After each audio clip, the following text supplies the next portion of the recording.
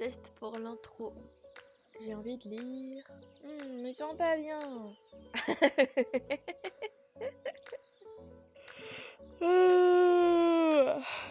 Attends, il faut que je te raconte. Non mais je suis pas sûre. Non, c'est vrai? Attends, il faut que je te raconte le dernier bouquin que j'ai lu. Oui! C'est bon, je suis bien en place dans tes oreilles? J'ai envie de te raconter des trucs. Aloha et bienvenue dans cette nouvelle chronique du dimanche où aujourd'hui je vais te parler d'un roman qui est classé science-fiction, fantasy et un peu romance, écrit par Eulalie Lombard et s'intitulant Droit de sang. C'est un livre en 2 parties et merci beaucoup à l'auteur de m'avoir fait parvenir les 2 puisque j'ai pu ainsi lire toute l'histoire et je vais pouvoir maintenant te faire un retour global sur l'œuvre entière. C'est un roman qui commence sur un meurtre, ou plutôt sur 6 meurtres d'un roi et ses 5 enfants, afin de libérer un peuple d'une tyrannie qui soumettait ce peuple dans la cruauté, dans la méchanceté et tout ce que vous voulez, en pas ouf, en pas bien du tout, en pas bienveillant, en hyper malveillant, hyper cruel, etc. depuis des années et des années. Donc un soldat appelé Declan a été chargé de les tuer, de mettre fin à ce règne terrible, ce qu'il a réussi. Sauf que un problème se pose dès les premiers chapitres. Il n'y a personne, absolument personne, qui arrive à accéder à la salle du trône, donc à pouvoir revendiquer ce dernier. Parce qu'en fait, ce qu'il faut savoir, c'est que la famille qui vient d'être assassinée était une famille de sorciers. Et il n'y a que les personnes possédant de la magie pouvant rentrer dans la salle du trône et pouvaient s'asseoir dessus. La situation du peuple est alors bloquée, le peuple est dans une impasse. Declan va prendre la décision de chercher tout ce qui est possible pour débloquer celle-ci. Il va finir par découvrir une incroyable nouvelle. Le roi de Rodorjna a eu une fille il y a des années de ça, sauf que cette fille que le roi pensait morte, parce que comme c'était une fille, il n'en voulait pas, il a ordonné à la reine de la tuer. Donc oui, il a osé demander à la mère de tuer sa propre enfant. Vous voyez le niveau de cruauté de ce personnage. Et donc ses fils auraient été pareils.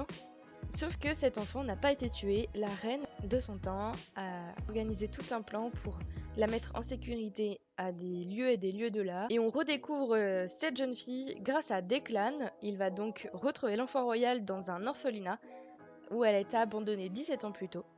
Et là, il y a à la fois tout le côté politique et qui va pouvoir se remettre en place et on va découvrir tout un monde politique, espèce d'endroit où c'est des jeux de cour, c'est des jeux d'aristocrates, c'est des jeux de nobles, c'est des jeux de pouvoir, de stratégie, de coalition, de liaison, de relations, d'arrangement, d'alliance, de désalliance, de mariage, etc.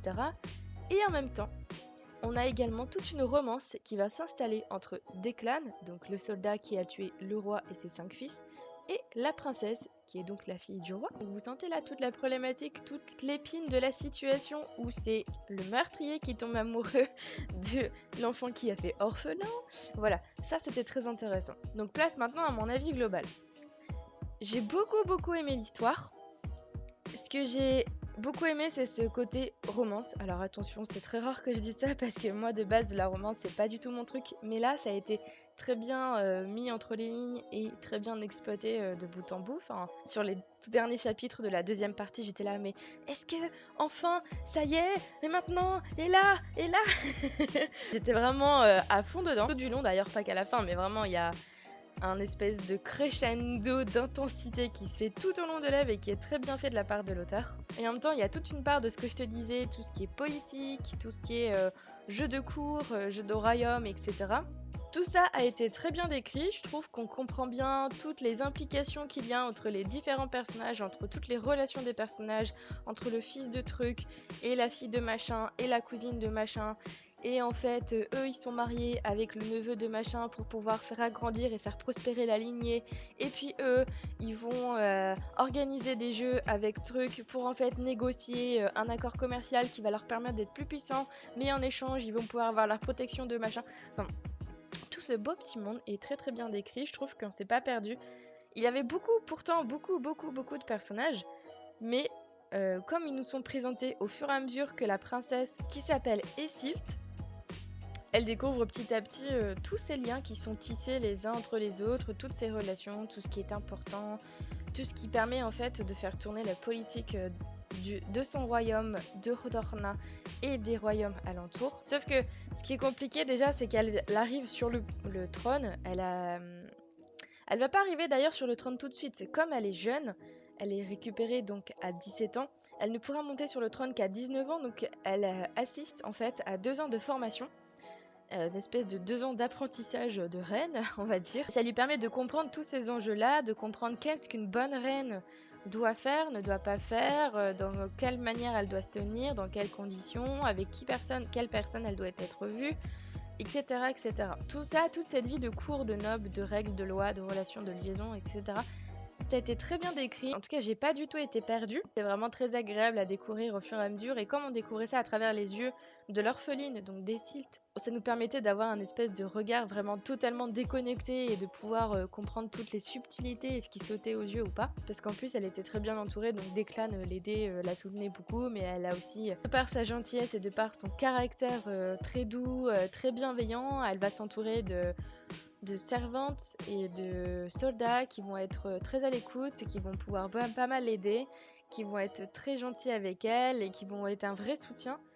Donc voilà, c'est très agréable de voir tout ce cadre qui est très bien installé, très bien posé. Par contre, il y a quelque chose qui m'a beaucoup déplu et qui pour moi manquait de réalisme dans ce livre-là. Si tu as bien suivi jusque-là, on a une orpheline qui va monter sur le trône, qui atterrit comme ça dans la noblesse, qui atterrit dans la royauté, qui a vécu pendant 17 ans dans un orphelinat où il fallait tout faire soi-même, etc.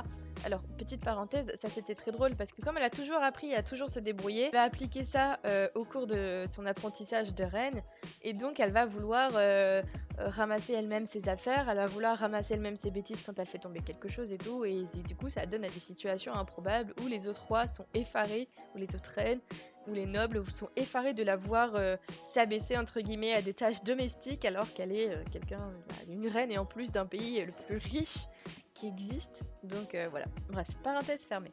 Ce qui m'a déplu, c'est le fait que comme elle vient d'un orphelinat, elle n'y connaît rien du coup. Tout ce qui est jeu de la cour, etc. Évidemment, on apprend qu'elle est donc formée, elle a donc plusieurs cours d'économie, de politique, d'histoire de son pays, d'histoire des autres pays, pour qu'elle puisse donc être à fond dans son apprentissage. Pour moi, ce détail-là n'a pas été suffisamment crédible pour me faire dire ok, bon, c'est une orpheline qui est montée sur le trône et tout va bien. Parce qu'en fait, c'est un peu ce qui se passe, c'est-à-dire qu'elle monte sur le trône et elle agit presque naturellement, on la voit pas forcément beaucoup en difficulté, et je trouve ça dommage parce que je trouve ça pas très cohérent. C'est-à-dire que c'est une orpheline qui ne connaît rien de ce monde-là, qui atterrit dans un espèce de monde de requins, faut dire les choses telles qu'elles sont, parce que c'est vraiment ça, c'est que des mauvais coups, des coups bas, des alliances, des machins, des ceci, des cela, avec 1000 codes possibles. Alors oui, elle a une éducation du coup en accéléré et elle a du soutien, comme je disais un peu plus tôt, de personnages qui sont là autour, qui gravitent autour d'elle et qui lui permettent de l'aider dans des situations parfois très problématiques. Sauf que j'aurais aimé la voir beaucoup plus en difficulté, j'aurais aimé la voir faire beaucoup plus de boulettes, et elle en fait pas, et je trouvais ça dommage en fait, je trouvais que ça manquait beaucoup, je trouvais que ça manquait vraiment en termes de réalisme. Par contre, on la voit évoluer, donc ça c'est plutôt chouette parce que la Esilt de début n'est pas la Esilt de fin par rapport à ses actes. Elle comprend du coup à quel point c'est complexe, la royauté, la noblesse et tout ça. Ça c'est très chouette. Donc en résumé, j'ai passé une très bonne lecture, vraiment j'ai été happée, je me voyais, je m'imaginais dans tous ces froufrous de robes, dans ces jeux de cour, dans ces relations de noblesse, etc. J'ai un peu eu du mal avec ce côté tout est trop facile pour Esilt, elle s'en sort beaucoup trop bien.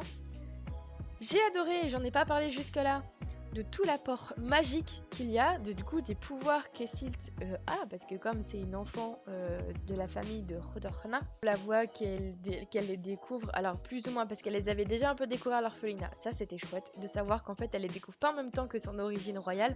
J'ai beaucoup aimé, j'aurais aimé avoir plus d'espèces de... Alors ça c'est vraiment clairement un caprice et un bonus de lectrice, hein. C'est que j'aurais aimé avoir plus de flashbacks de quand elle était à l'orphelinat et qu'elle découvrait ses pouvoirs magiques. On a quelques allusions par-ci par-là, quelques racontages de quelques souvenirs, Mais j'aurais voulu encore plus, plein de flashbacks pour pouvoir vraiment les découvrir avec elle. Mais voilà, après le bouquin il ferait beaucoup plus. Il a déjà les deux parties font 400 et 400 pages, donc on a un bon pavé. Donc voilà, si on rajoute ces scènes-là, c'est plus qu'un pavé, hein. J'ai beaucoup aimé la voir évoluer à la fois dans sa part magicienne, mais aussi dans sa part de future reine de son royaume. Je vais te laisser évidemment tous les réseaux sociaux et le lien d'achat si tu veux toi aussi plonger dans Droit de sang de Eulalie Lombard dans la description du podcast. Comme d'habitude, en quelques clics, c'est très accessible. Je vais maintenant te lire un extrait du début, je vais te laisser juste après. Je te remercie de ton écoute et je te fais mille poutous. Salut! Chapitre 1. C'était une belle nuit pour tuer. Tcharknak de Vuet, 317.